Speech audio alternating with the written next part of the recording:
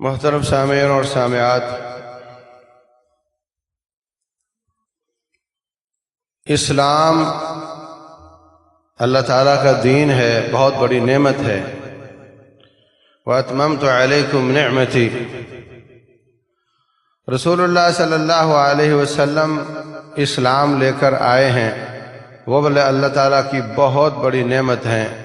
لَقَدْ مَنَّ اللَّهُ عَلَى الْمُؤْمِنِينَ اذ بعث فیہم رسولا، اللہ نے بہت بڑا احسان کیا مومنوں پر کہ ان میں رسول کو مبعوث فرمایا۔ یہ سب بہت بڑی بڑی نعمتیں ہیں، لیکن ان سب کی بنیاد یہ نعمتیں، اس سے فائدہ تب اٹھایا جا سکتا ہے جب نیچے جن انسانوں نے فائدہ اٹھانا ہے ان کے دل آپس میں جڑے ہوئے ہوں۔ سارے کام بعد میں، نماز، روزہ، حج، زکوٰۃ، سب چیزیں بعد میں، سب سے بنیادی بات یہ ہے کہ ان کے دل جڑے ہوئے ہوں۔ فرمایا لن تدخلوا الجنت حتی تؤمنوا،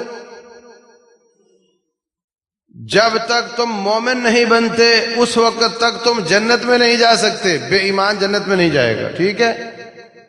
وَلَن تُؤْمِنُوا حَتَّى تَحَابُّوا، اور تم ایمان والے نہیں ہو سکتے جب تک آپ کے دل جڑے ہوئے نہ ہوں۔ اگر ہر کام کی بنیاد ایمان ہے تو ایمان کی بنیاد دلوں کا جڑنا ہے۔ وَلَن تُؤْمِنُوا حَتَّى تَحَابُّوا، جب تک آپس میں محبت، الفت، پیار، یگانگت دلوں کا جڑا ہونا نہ ہو، اس وقت تک تمہارا ایمان معتبر نہیں ہے۔ اس سے بڑی کیا بات ہو سکتی ہے؟ اس سے بڑی بات کیا ہو سکتی ہے؟ نماز، روزہ، حج، زکوٰۃ، کوئی بھی عبادت ہو، بے ایمان کی کوئی عبادت قبول نہیں ہے، ہے نا؟ اور جن کا دل جڑا ہوا نہیں ان کا ایمان نہیں ہے۔ کتنی بڑی بات کر دی رسول اللہ صلی اللہ علیہ وسلم نے۔ جب آپ مدینہ تشریف لاتے ہیں، سب سے پہلا کام کیا کیا تھا؟ سب سے پہلا کام کیا کیا تھا؟ مومنوں کے جمع کرنے کے لیے، ان کے بیٹھنے کے لیے جگہ بنائی مسجد کے نام سے، اور مومنوں کو ایک کر کے ان کے دلوں میں جگہ بنائی محبت کے نام سے، اخوت کے نام سے، مواخات کے نام سے۔ بھائی بھائی بنا دیا۔ ہمارے ہاں بھی مہاجر آئے تھے، یہ مہاجر کیمپ ہے، یہ وہ مہاجر کیمپ ہے، وہاں مہاجر رہتے ہیں، یہاں انصار رہتے ہیں۔ لوگ جاتے ہیں، ان کا تعاون کرتے ہیں، حکومت ان کا تعاون کرتی ہے، لیکن انہوں نے کیسے اس مسئلے کا حل نکالا؟ میں ہر گھر میں ایک ایک مہاجر بھیج دوں۔ ایک آدمی کو سنبھالنا کوئی مشکل کام نہیں ہوتا، پھر وہ باعزت طریقے سے رہتا ہے۔ یہ نہیں ہوتا کہ یہ مہاجر کیمپ ہیں، اور ان کو ایسا بھائی بنایا کہ اگر انصاری فوت ہو جائے تو جہاں اس کے حقیقی بھائی مسلمان ہوں تو وارث بنتے تھے، وہاں ایک بھائی مہاجر بھی ان کا وارث بنتا تھا۔ مہاجر فوت ہو جائے تو انصاری وارث بنتا تھا۔ بعد میں اس کو منسوخ کیا اللہ تعالیٰ نے۔ وَأُولُو الْأَرْحَامِ بَعْضُهُمْ أَوْلَىٰ بِبَعْضٍ فِي كِتَابِ اللَّهِ۔ تو بنیادی کام اللہ فرماتے ہیں وَأَلَّفَ بَيْنَ قُلُوبِهِمْ، مدینے والوں کو آپس میں پہلے ایک کیا، پھر مکے اور مدینے والوں کو ایک کیا۔ جب ایک مٹھی بن گئے اس کے بعد پھر ایمان آیا، اسلام آیا، اس کے بعد پھر جہاد ہوا، دعوت چلی، نماز روزہ فرض ہوا، یہ سارے کام بعد میں ہوئے۔ بنیاد یہ تھی کہ مومن ایک ہو جائے، اور پھر اس پر پہرا دیا۔ ایسا کام وہ جتنا بھی ضروری ہو، اگر وہ مسلمانوں کی یگانگت، اتحاد پر وار کرتا ہے، اتحاد کو پارا پارا کرتا ہے، وہ بڑے سے بڑا کام بھی ہم نہیں کریں گے، جتنا بھی ضروری ہو وہ نہیں کریں گے اگر اس کی قیمت یہ ہے کہ مسلمانوں کو پارا پارا کرتا ہے۔ رسول اللہ صلی اللہ علیہ وسلم کی ذات بابرکات کی کیا اہمیت ہے آپ جانتے ہیں؟ آپ کی عزت کی کیا اہمیت ہے؟ آپ کی آبرو کی کیا اہمیت ہے؟ آپ کی گستاخی کتنا بڑا جرم ہے؟ کوئی ڈھکی چھپی بات نہیں۔ رسول اللہ صلی اللہ علیہ وسلم کی بیوی پر الزام لگانا حقیقت میں نبی صلی اللہ علیہ وسلم پر الزام لگانا تھا۔ کسی ذات پر اگر اس کی بیوی پر الزام لگتا ہے، بیوی تو بازار میں نہیں آتی، بازار میں تو وہ مرد ہی ملتا ہے لوگوں کو، تانا کس کو ملے گا؟ اس مرد کو، اس عورت کے بھائیوں کو، اس کے باپ کو، اس کے شوہر کو۔ اور اگر اللہ محفوظ رکھے کسی کی گھر والی اچھی نہ ہو تو لوگ دیوس تو اس کو کہیں گے نا کہ تو نے رکھی ہوئی ہے۔ ماں باپ ہوں گے تو ماں باپ یا اس کو گھر سے نکال دیں گے یا خود علاقہ چھوڑ کر چلے جائیں گے، برداشت نہیں کریں گے۔ اور شوہر ہوگا تو اس کو چھوڑ دے گا، اس لیے کہ ماں باپ تو طلاق نہیں دے سکتے، شوہر تو دے سکتا ہے۔ تو یہ تانے دراصل مردوں پر ہوتے ہیں، عورتوں پر تانا دراصل مردوں پر ہوتا ہے۔ میرے پیارے حبیب علیہ الصلوۃ والسلام کی پیاری بیوی سیدہ عائشہ طاہرہ مطہرہ رضی اللہ عنہا وعن ابیہا، ان پر ظالم نے الزام لگایا، رسول اللہ صلی اللہ علیہ وسلم پریشان رہے، اللہ تعالیٰ نے آیات نازل کر کے الزام تو دھو ڈالا۔ اب یہ حق تھا کہ نبی صلی اللہ علیہ وسلم کی گستاخی کرنے والے کی سزا قتل ہے، اب اس کو قتل کیا جائے۔ صحیح بخاری کی حدیث ہے، رسول اللہ صلی اللہ علیہ وسلم آئے، انصار اور مہاجروں کو، بلکہ اوس اور خزرج کو جمع کیا، فرمایا سنو، من یعذرنی فی رجل آذى رسول اللہ فی اہلہ، اگر میں ایسے شخص کو صاف کر دوں جس نے رسول کو گھر والی کے بارے میں تکلیف دی ہے صلی اللہ علیہ وسلم، کیا لفظ بولے؟ رسول کو تکلیف دی ہے گھر والی کے بارے میں۔ لفظ کہتے ہیں نرم سے ہیں، کون میرا عذر قبول کرے گا اگر میں یہ کام کر دوں؟ ورنہ ایک حکمران اس طرح کے لفظ تھوڑے بولتا ہے، وہ تو اپنے گھر بیٹھے گا، وہاں بلائے گا، اس کا گلا کاٹ دیا جائے گا۔ لیکن نبی صلی اللہ علیہ وسلم کا خود ان کے پاس چل کر آنا اور ان کو جمع کر کے فرمانا، میرا عذر کون قبول کرے گا اگر میں ایسا کر دوں؟ اس کا مطلب یہ کہ ابھی اسلام پنپ رہا تھا، ابھی پرانی جاہلیت کی چیزیں تازہ تازہ تھیں، ابھی پرانے جھگڑے لڑائیاں اتنے پرانے نہیں ہوئے تھے، تو نبی صلی اللہ علیہ وسلم کو خطرہ تھا کہ معلوم نہیں کہ یہ بات چل سکے گی نہیں چل سکے گی۔ حضرت سعد بن معاذ کھڑے ہوئے، کہنے لگے اللہ کے رسول علیہ الصلوۃ والسلام یہ کون سی بات ہے؟ آپ بتائیے، اگر میرے قبیلے اوس کا ہوا میں خود اس کو قتل کروں گا، اور اگر میرے بھائی خزرج ان کا قبیلے کا ہوا تو ان کا سربراہ قتل کرے گا، تو آپ بتائیں کون ہے وہ؟ عبداللہ بن ابی خزرجی تھا۔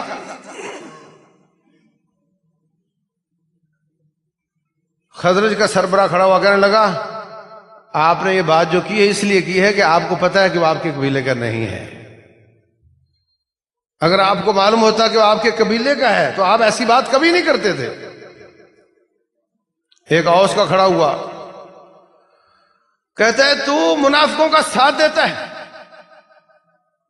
خزرج کا کھڑا ہوا، لو جناب تو کار شروع ہو گئی، قریب تھا کہ فتنہ شروع ہو جاتا۔ رسول اللہ صلی اللہ علیہ وسلم نے ان کو چپ کروایا اور وہیں پہ بات کو دفن کیا، اور تاریخ شاہد ہے کہ عبداللہ بن ابی کو سزا نہیں ہو سکی۔ کتنی بڑی بات ہے، عہد نبوت ہے، نبی صلی اللہ علیہ وسلم حکمران بھی ہیں، نبی بھی ہیں، رسول بھی ہیں، سید الانبیاء بھی ہیں، اور معاملہ ان کے ذات شریف کا ہے.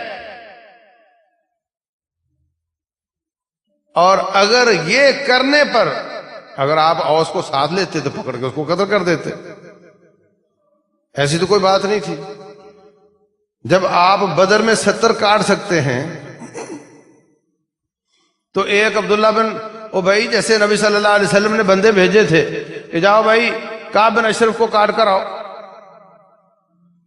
ہاں نا، وہ گئے 2-3 لوگ جا کر اس کو کاٹ کر آ گئے تھے.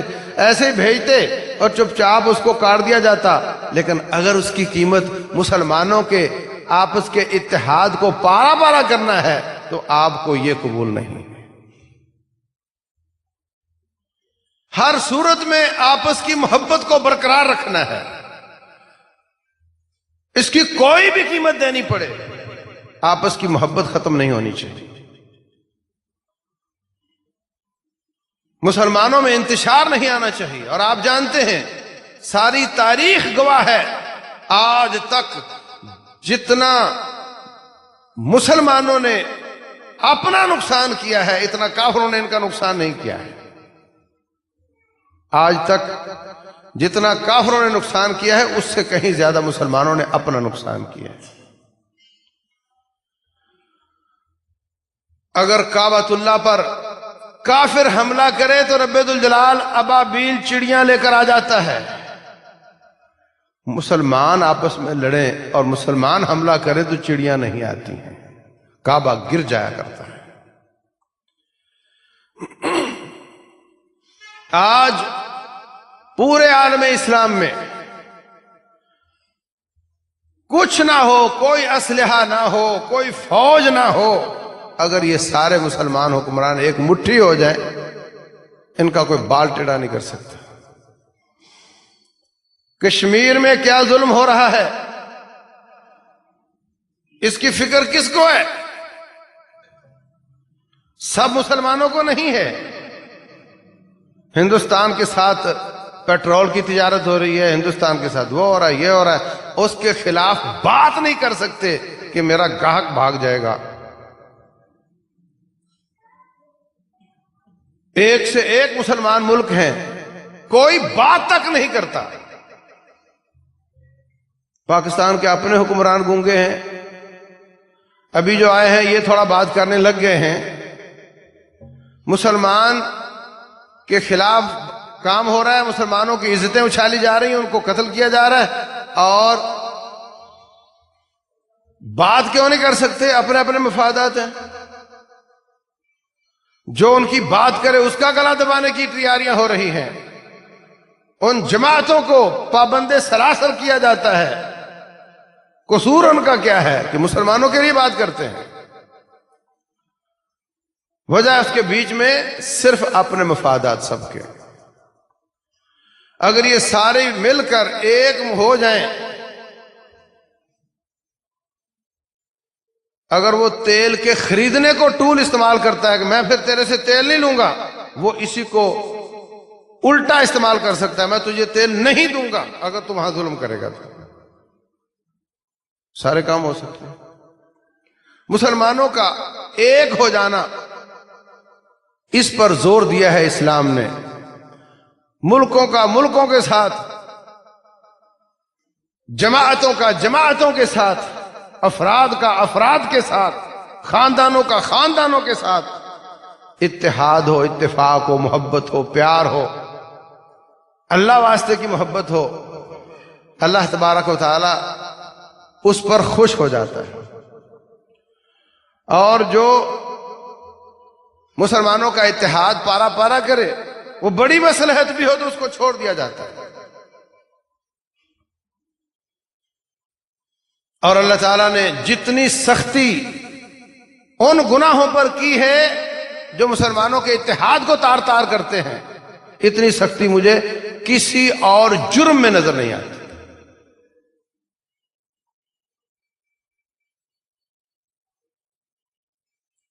فرمایا رب ذوالجلال والاکرام نے وَلَا يَغْتَبْ بَعْضُكُمْ بَعْضًا، کوئی کسی کی غیبت نہ کرے. أَيُحِبُّ أَحَدُكُمْ أَن يَأْكُلَ لَحْمَ أَخِيهِ مَيْتًا فَكَرِهْتُمُوهُ، کیا تم اس بات کو پسند کرتے ہو کہ تم اپنے بھائی کا گوشت کھاؤ؟ تمہیں یہ بات قطعاً پسند نہیں، اس لیے چغلی نہ کھایا کرو، چغلی نہ کیا کرو. چغلی کرنے سے مسلمانوں میں انتشار آتا ہے. اس قدر سختی کی اس بات پر. آپ جانتے ہیں سود کے بارے میں بڑی سختی کی ہے. رسول اللہ صلی اللہ علیہ وسلم نے فرمایا درہم ربا یاکلہ وہو یعلم، جان بوجھ کر ایک درہم سود کا کھانا ایسے ہے جیسے 36 دفعہ کوئی بدکاری کرتا ہے. سنن ترمذی میں ہے، رسول اللہ صلی اللہ علیہ وسلم فرماتے ہیں سود کے 70 سے زیادہ درجے ہیں، ان میں ہلکا ترین درجہ یہ ہے کہ کوئی اپنی ماں کے ساتھ مکالہ کرے. اسی حدیث کا اگلا ٹکڑا یہ ہے وَإِنَّ أَرْبَ الرِّبَا عِرْضُ الْمُسْلِمِ، اور اس سے بھی بڑا گناہ یہ ہے کہ کوئی مسلمان کی عزت کے ساتھ کھیلے، مسلمان کی عزت خراب کرے، اس کی چغلی کھائے، لوگوں میں اس کی بے عزتی کرے، اس کے منہ پر بے عزتی کرے، اس کی کمر کے پیچھے بیٹھ کر بے عزتی کرے. نہ حق کسی کی بے عزتی کرنا، فرمایا وہ اس سود سے بھی بڑا گناہ ہے.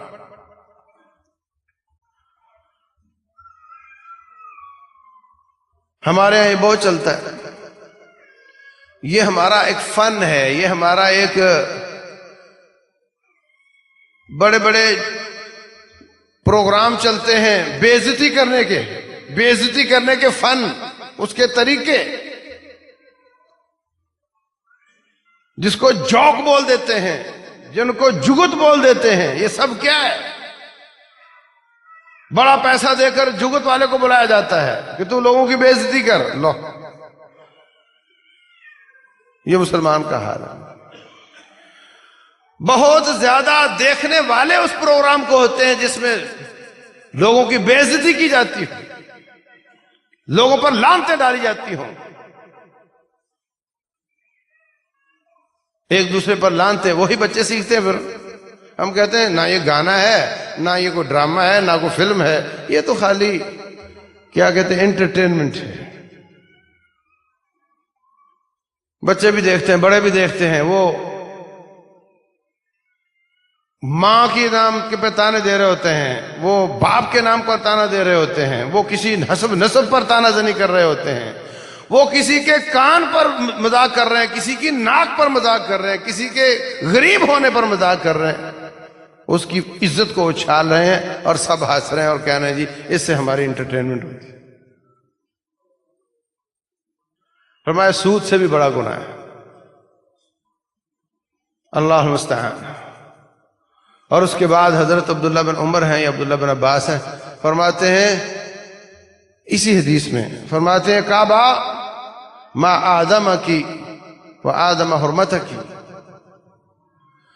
تو اے کعبہ تو کتنا عظیم ہے، کس قدر تیری حرمت عظیم ہے، تیرا احترام کتنا زیادہ ہے، اور ایک مسلمان کا احترام کعبہ تیرے سے بھی زیادہ ہے. ایک مسلمان کا احترام تیرے سے بھی زیادہ ہے. اللہ المستعان. کہاں کھڑے ہم؟ کسی کی عزت کا خیال کرنا،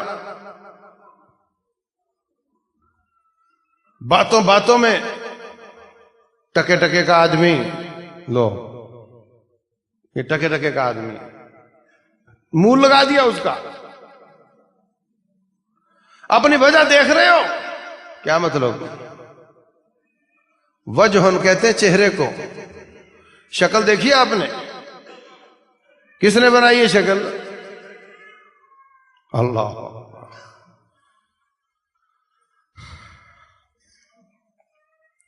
یہ تانا دراصل رب ذوالجلال کو جاتا ہے.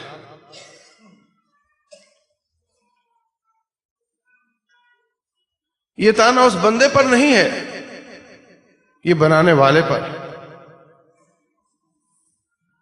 یہ اگر مسجد کی دیوار ٹیڑھی نظر آئے تو سیمنٹ کا قصور نہیں ہے، اگر دیوار کو برا کہو گے تو دراصل یہ گالی ٹھیکیدار کو جائے گی۔ اگر کسی کے چہرے پہ گالی دو گے تو اس کے بنانے والے پر جائے گی۔ کسی کے کان پر تانا دو گے تو اس کے بنانے والے پر جائے گی۔ کسی کے رنگ پر تانا دو گے، کسی کی برادری پر تانا دو گے،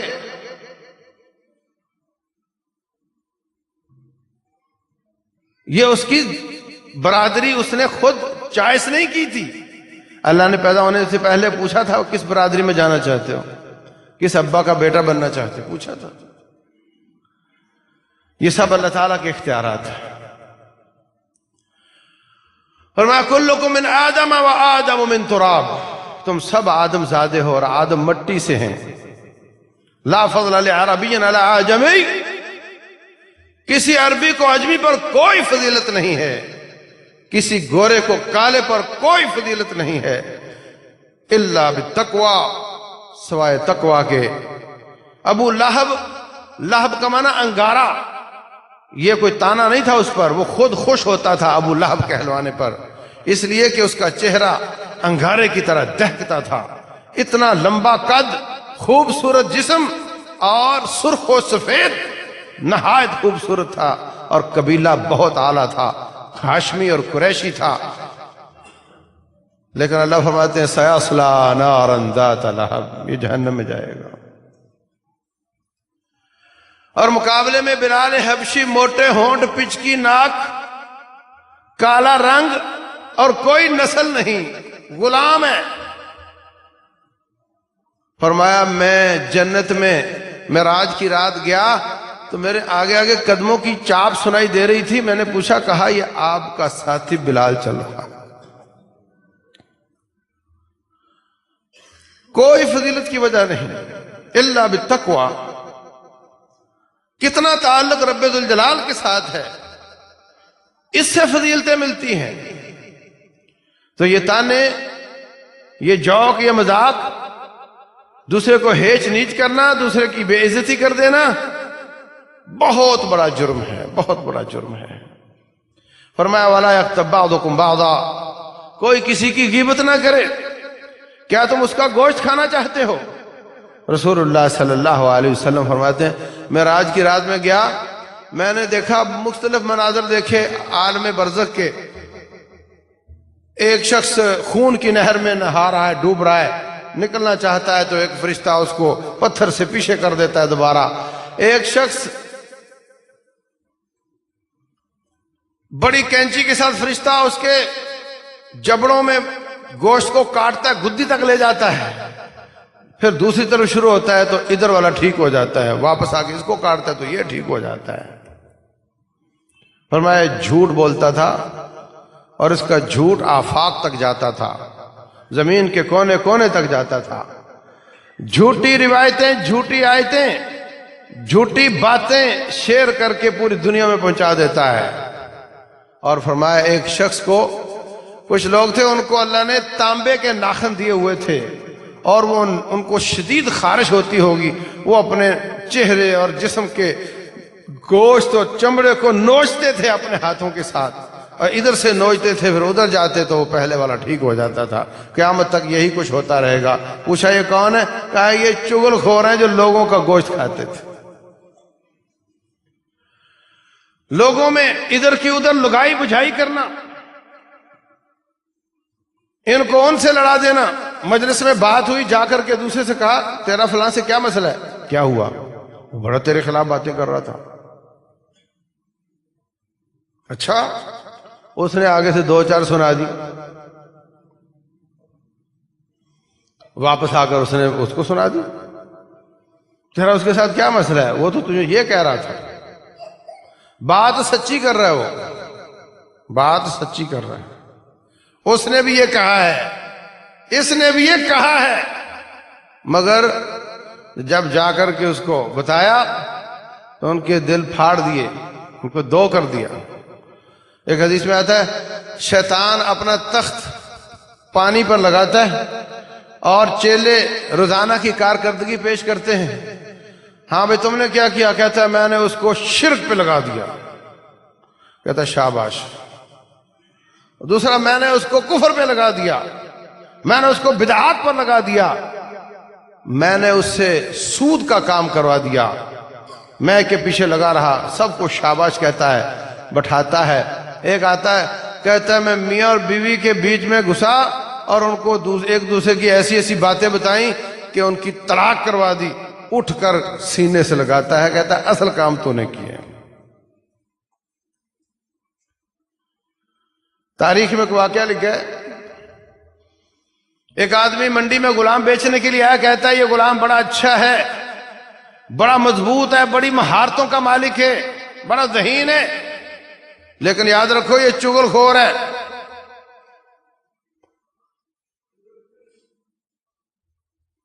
وہ کسی نے لے لیا اس کو، اکثر لوگوں نے اوائڈ کیا. ایک لے گیا اس کو، بڑا نیک آدمی تھا. اس کی بیوی کے پاس جا کر کہتا ہے اماں آج کل تو ہمارا جو مالک ہے وہ تو شادی کی تلاش میں شادی کرنا چاہ رہا ہے. اب وہ پریشان ہو گئی. پھر اس کے پاس آیا، کہتا ہے اس کو بھی اس کے خلاف بات کی. پھر واپس آ کر اس کو سنائی. بیوی کو آ کر کہتا ہے کہ میں ایک کام کر سکتا ہوں، تیرے شوہر کو میں ایک دم جادو کر کے نا منع کر دوں گا، یہ کام نہیں کر سکے گا. بس اس کے بال چاہیے ہوں گے، داڑھی کے بال چاہیے ہوں گے. کہتی وہ کیسے میں لوں گی؟ کہتے مسئلہ کوئی نہیں، سو رہا ہو چھری سے 3-4 بال کاٹ لینا.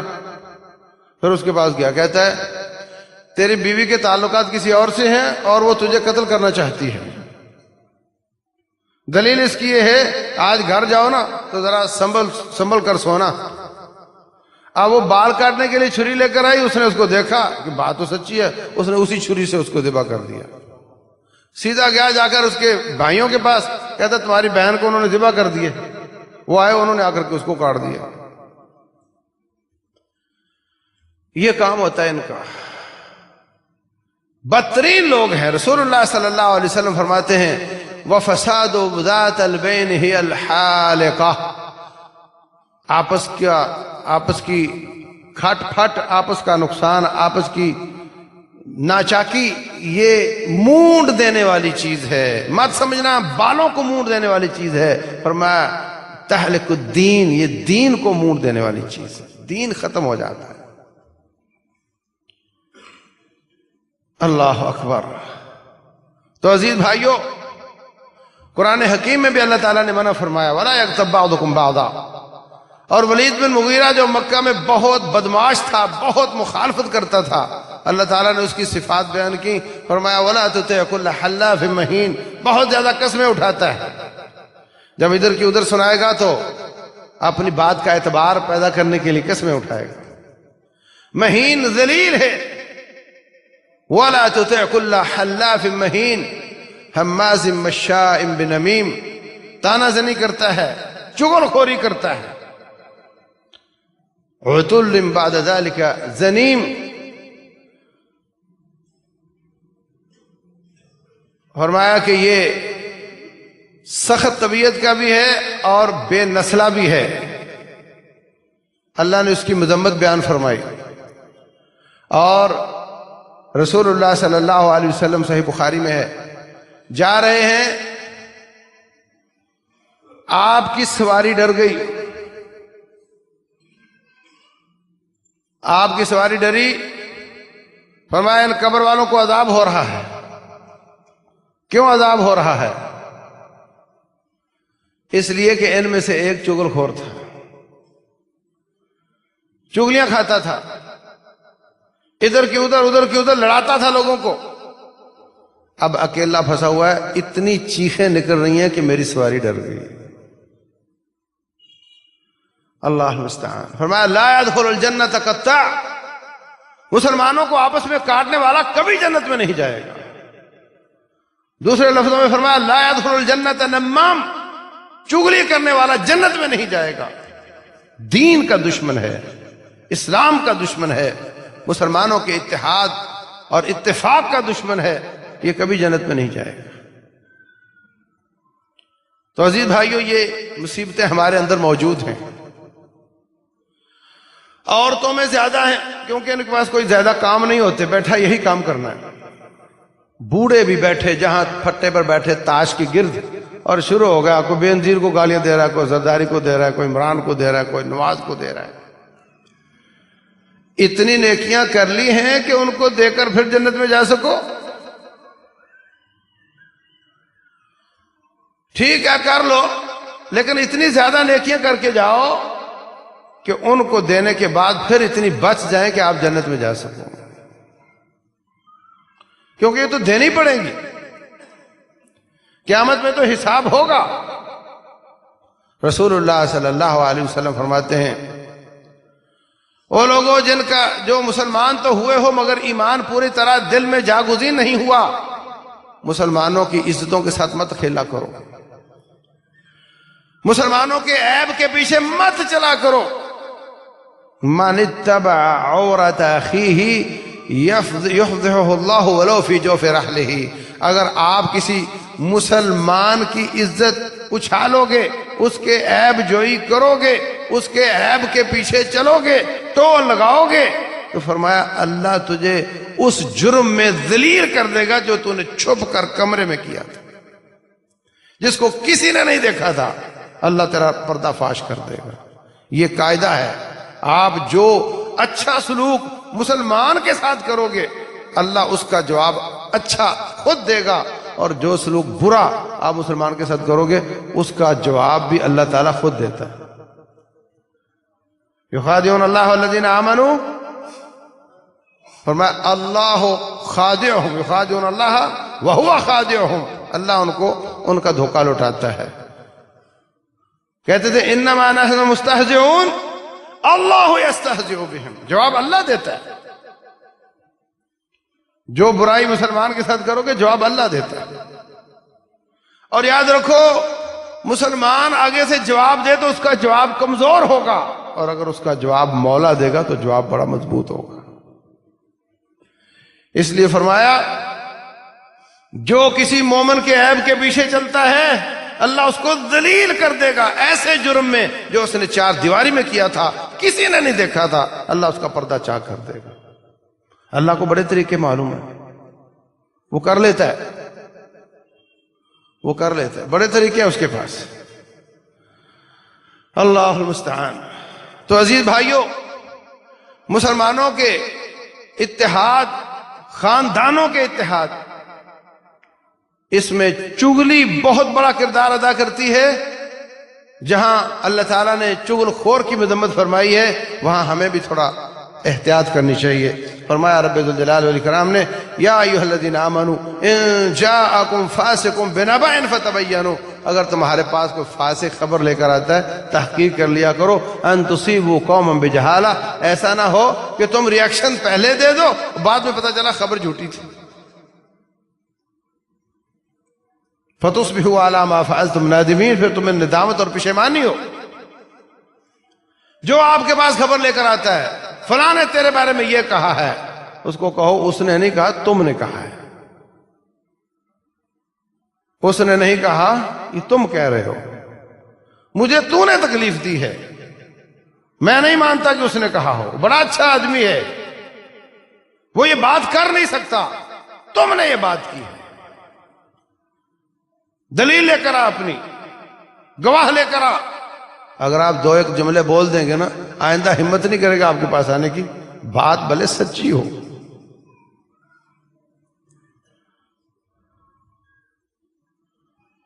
اللہ تعالیٰ کا حکم ہے فتبینوا، تحقیق کر لیا کرو ریاکشن دینے سے پہلے،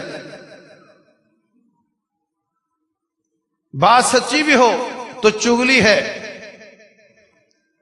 بات جھوٹی ہو تو بہتان ہے، بات لڑائی کی ہو تو لگائی بجھائی ہے. یہ 3 لفظ ہیں استعمال ہوئے. ایک ہے چغلی غیبت، ایک ہے نمیمہ.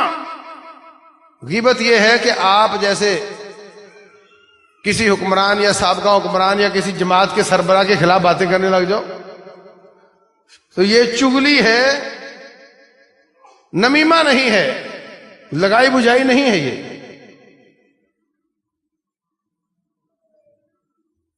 تو یہ بھی حرام ہے، یہ بھی اس کا گوشت کھانے کے برابر ہے.